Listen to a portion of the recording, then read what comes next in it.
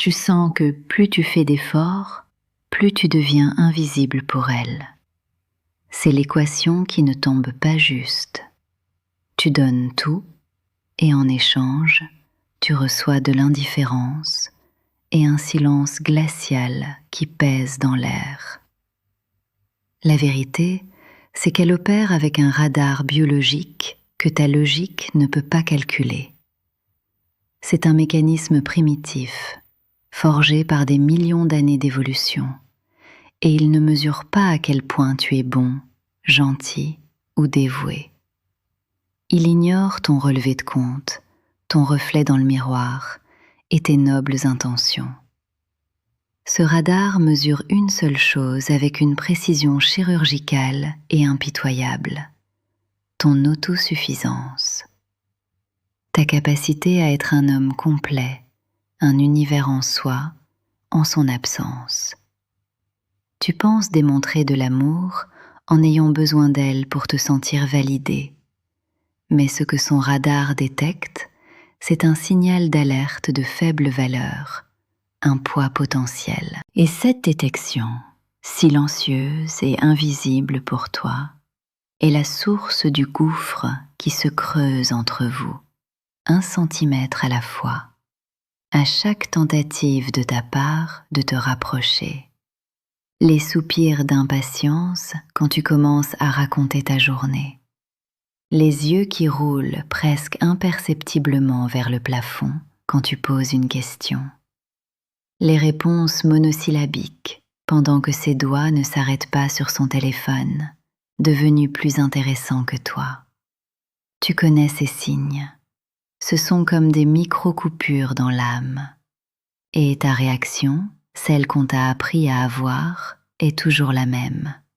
Essayez plus fort. Tu doubles la mise. Tu envoies plus de messages, tu poses plus de questions. Tu tentes de forcer une proximité qui s'est déjà évaporée. Ce que tu ne comprends pas, c'est que tu essaies de chauffer une pièce avec la climatisation au maximum. Pense à son attraction comme à un thermostat. Ce thermostat ne mesure pas la température de ton amour pour elle. Il mesure la température de ton indépendance. Chaque fois que tu cherches sa validation, chaque fois que tu agis par besoin, tu fais chuter cette température. Et quand elle atteint un certain point de congélation, un système d'urgence s'active. Un système qui n'a pas de nom dans le manuel des bonnes manières, mais que la biologie connaît très bien: le mépris. Et c'est ici que la dynamique entre en phase terminale. En devenant une source infinie de besoins, tu as, sans le savoir, renoncé à ton rôle d'amant et postulé pour le poste de fils.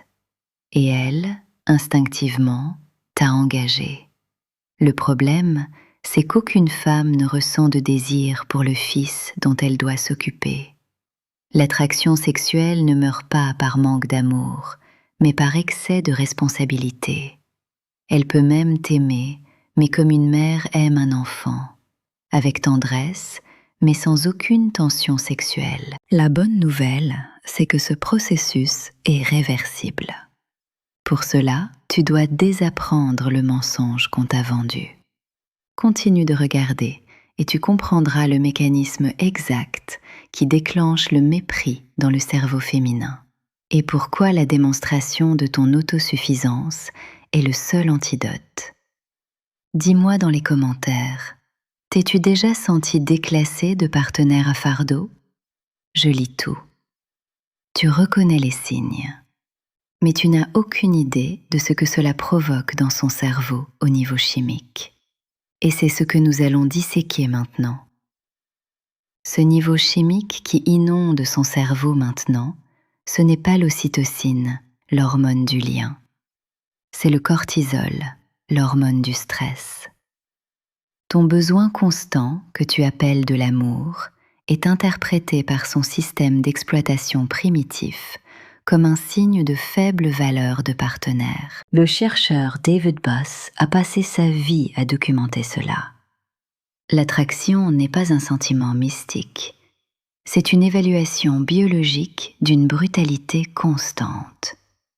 Et ton besoin, ta quête de validation et ta jalousie à peine voilée sont lus par elle comme les symptômes que tu t'évalues toi-même à une valeur inférieure à la sienne.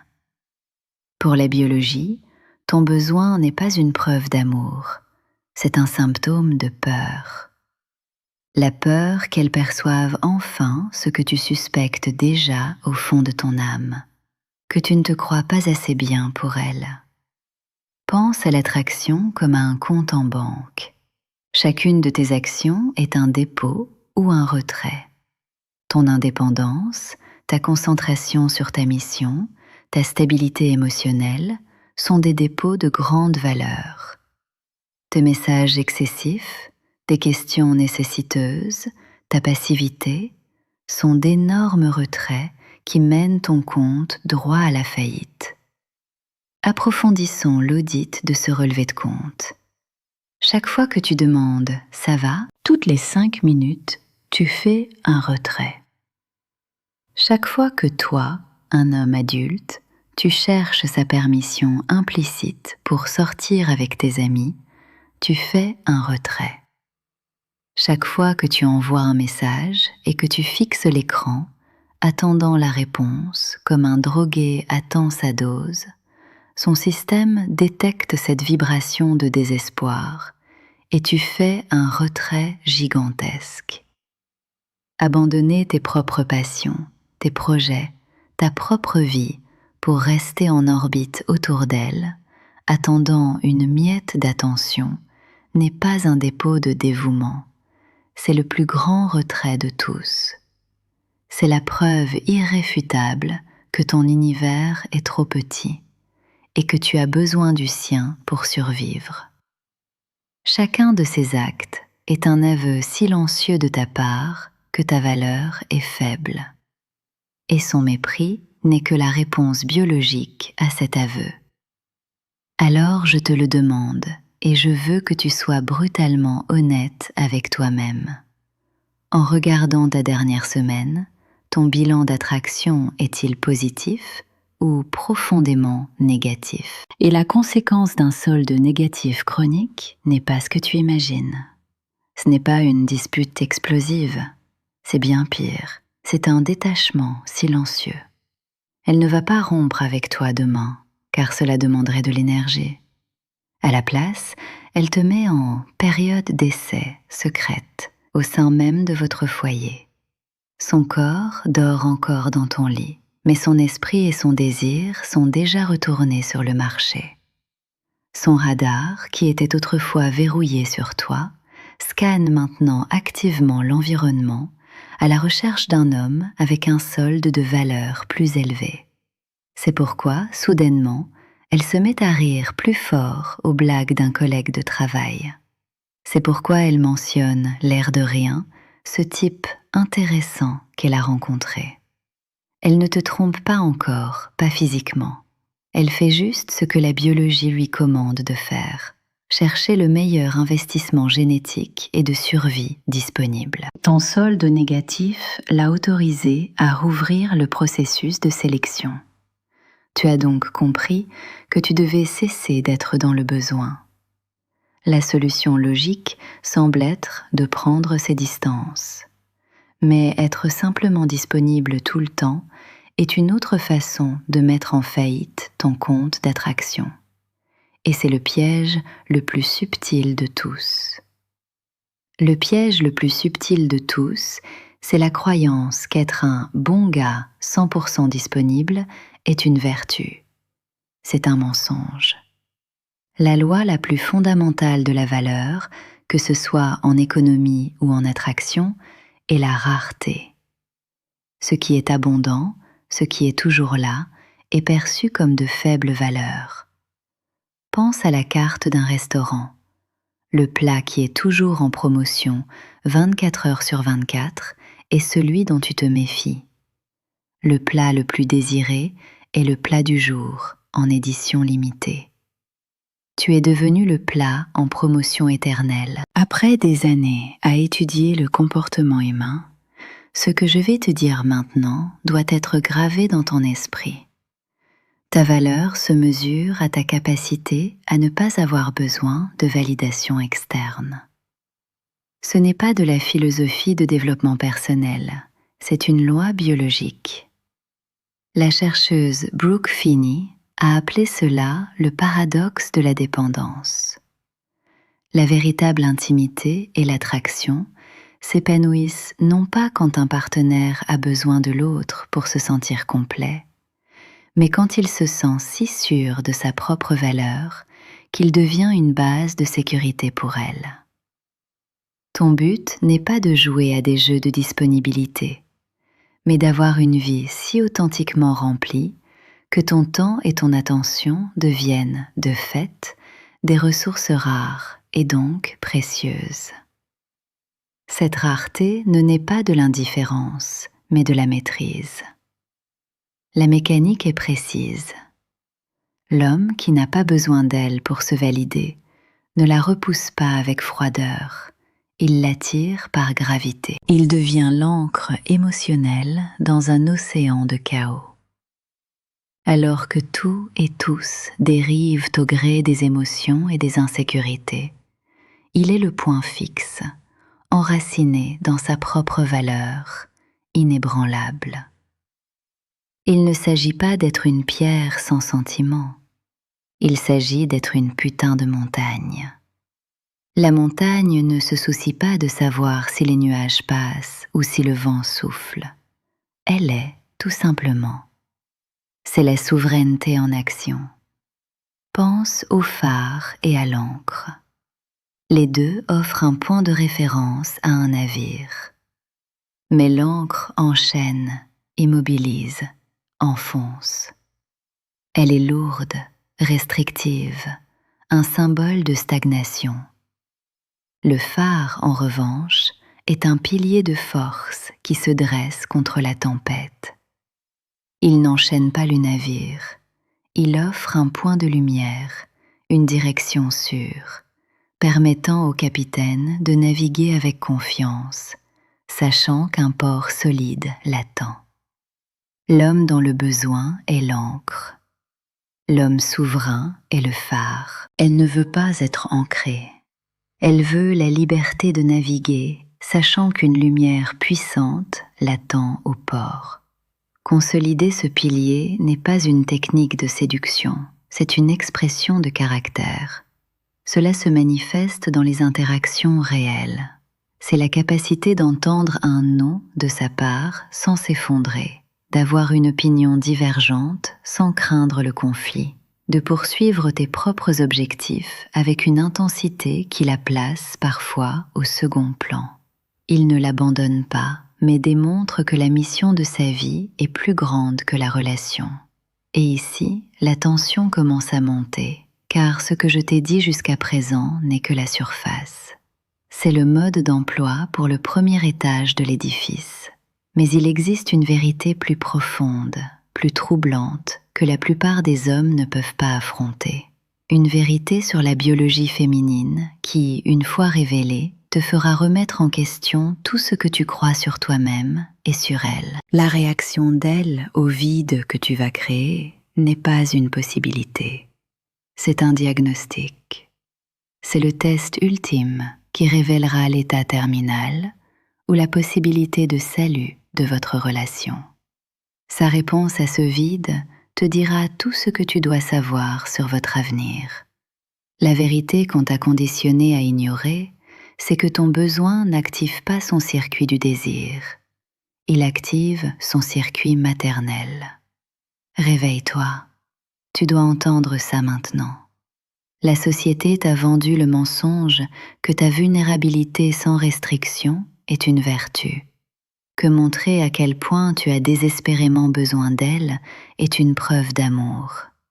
Mais pour la biologie féminine, pour le système d'exploitation qui fonctionne sous la surface, tu ne fais que transmettre un signal assourdissant de ta propre incapacité.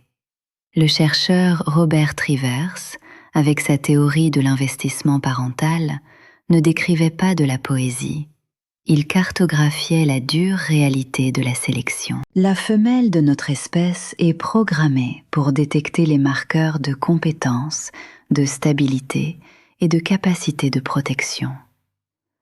Ton besoin chronique ne signale pas l'amour, il signale que tu es un fardeau potentiel, un risque génétique, un trou noir d'énergie qui menace d'aspirer ses ressources et celles de sa progéniture.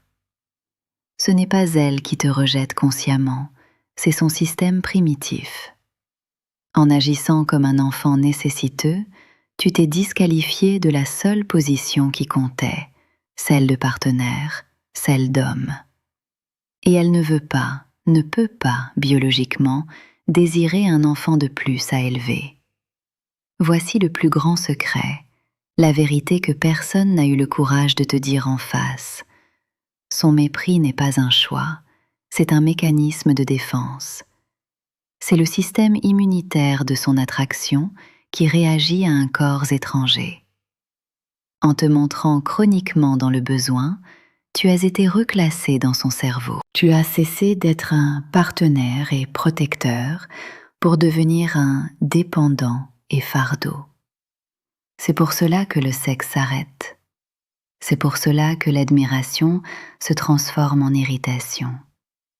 C'est pour cela que son contact devient une faveur et non une impulsion. Tu construisais le pont de la relation tout seul, brique par brique de validation et de supplication, en espérant qu'elle décide de le traverser.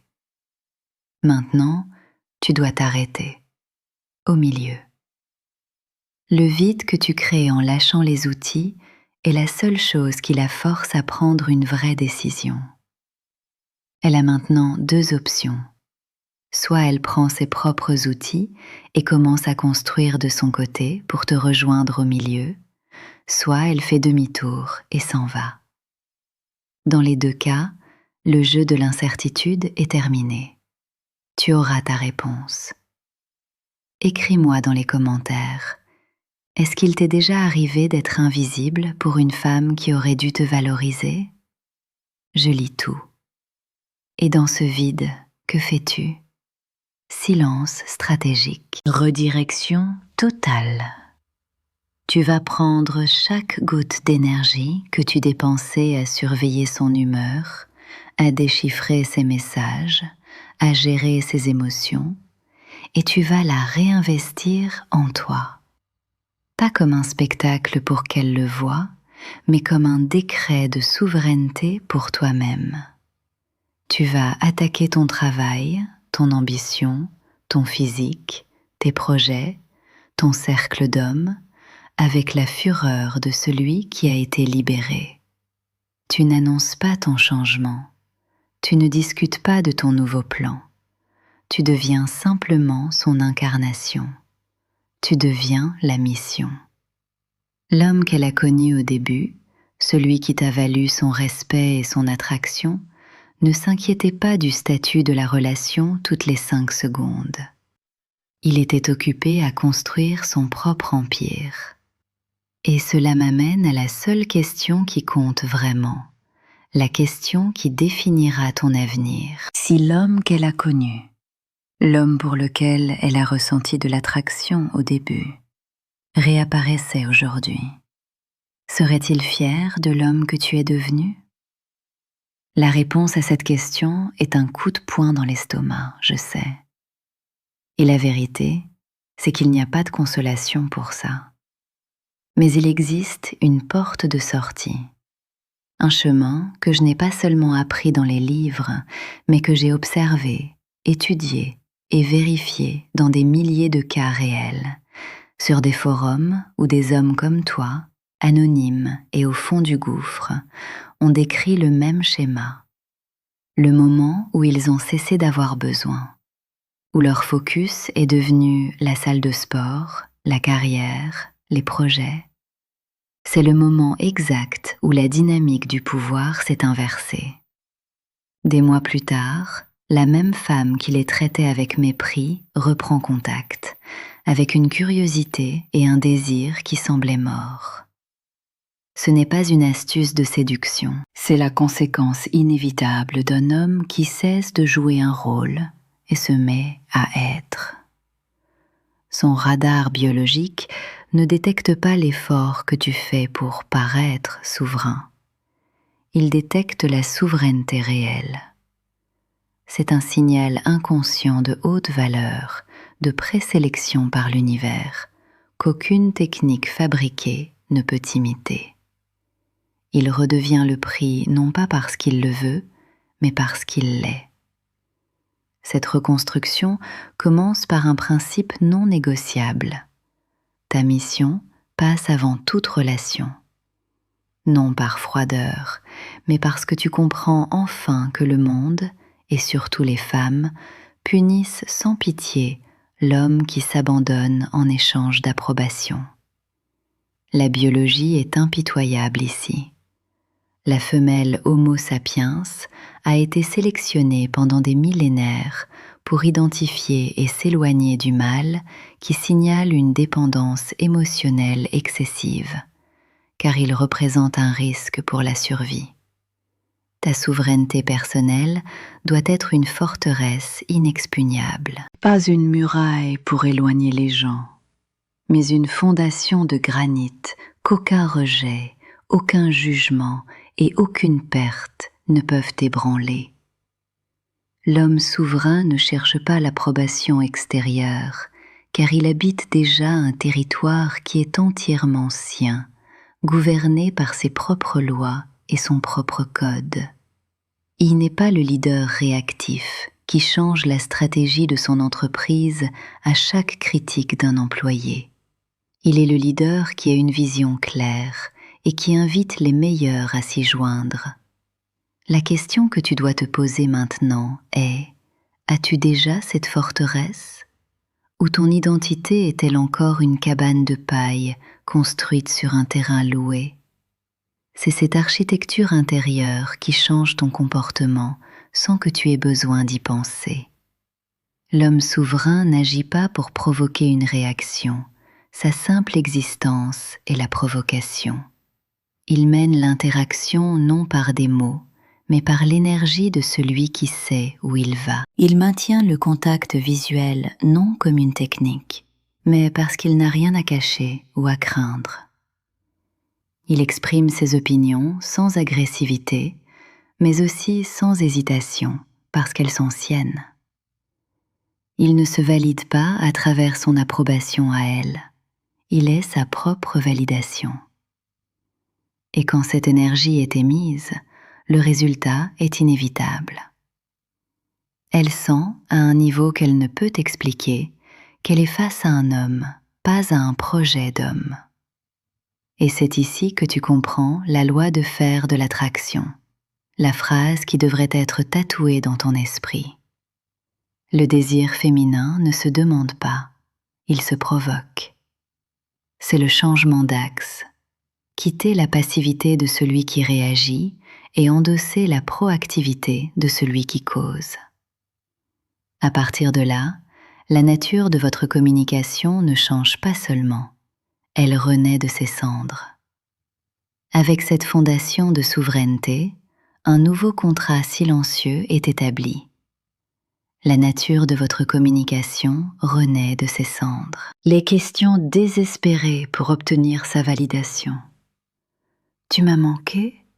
Tu m'aimes? Tout va bien entre nous? Meurent, et à leur place naissent des déclarations de pouvoir calmes. Je suis heureux de te voir. Je veux être avec toi. Voici le plan. L'anxiété qui empoisonnait chaque interaction est drainée, et l'espace qu'elle occupait est rempli d'une légèreté dont tu ne te souvenais même plus. La plaisanterie revient, le magnétisme revient, car la polarité a été restaurée. Tu as cessé d'être une version plus faible d'elle, cherchant son énergie, et tu es redevenu le pôle opposé, la force masculine qui l'attire et la défie. Tu n'es plus un réfugié cherchant asile dans son pays. Tu es le souverain de ton propre empire, qui choisit d'avoir une ambassade dans le sien par désir, non par nécessité. Le cercle se referme ici. Tous les mensonges confortables sur l'amour et le sacrifice ont été brûlés. Et ce qui reste est cette vérité froide. Ton besoin était un poison, et tu le buvais en pensant que c'était de l'eau. Tu as compris que l'attraction n'est pas un contrat, c'est un thermostat. Tu as compris que ta valeur n'est pas négociable, c'est un bilan bancaire. Et tu as compris qu'en devenant un fardeau, tu as activé en elle un mépris qui n'est pas personnel, il est biologique. Les écailles te sont tombées des yeux. Et cette clarté brutale, cette vision d'un monde qui ne récompense pas le bon gars, mais l'homme fort, est ta libération. Il n'y a plus nulle part où fuir. La science du comportement ne pardonne pas, elle ne fait que décrire la réalité. Le monde appartient à ceux qui maîtrisent leurs instincts, pas à ceux qui en sont esclaves. L'appel est maintenant chirurgical. Trouve l'homme faible qui sommeille en toi, celui qui cherche sa validation dans le regard des autres, et anéantis-le. Pas demain, maintenant. Maintenant, tu as un choix. Fermez cette vidéo et essayez d'oublier ce que tu as entendu, retournant au mensonge chaud et confortable qui t'a mené jusqu'ici. Ou tu peux faire le prochain pas, celui qui cimente cette transformation en action, pas seulement en théorie. Le voyage pour cesser d'être l'homme qui a besoin et devenir l'homme qui est ne se termine pas par une compréhension, il se termine par une décision. Si tu es prêt à prendre cette décision, si tu es prêt à commencer à construire ton empire intérieur, j'ai préparé le prochain niveau pour toi. C'est la vidéo qui apparaît maintenant à l'écran sur le pouvoir du silence stratégique.